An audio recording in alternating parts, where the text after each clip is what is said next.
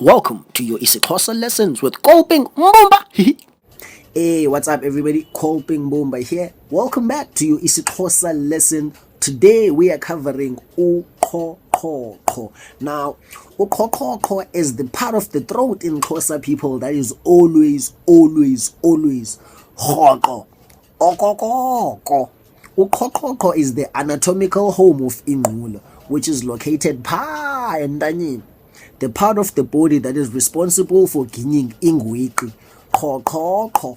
Now, uqhoqhoqho can also be used for swallowing generally, not just for ingwiqi purposes, for uyiloza, okanye ukrasa, and to point it when using the popular IsiXhosa saying known as Buzemqaleni. It is pronounced uQhoqhoqho. Again, uQhoqhoqho. One more time. uQhoqhoqho. There you go. Your IsiXhosa lesson for today. Peace out.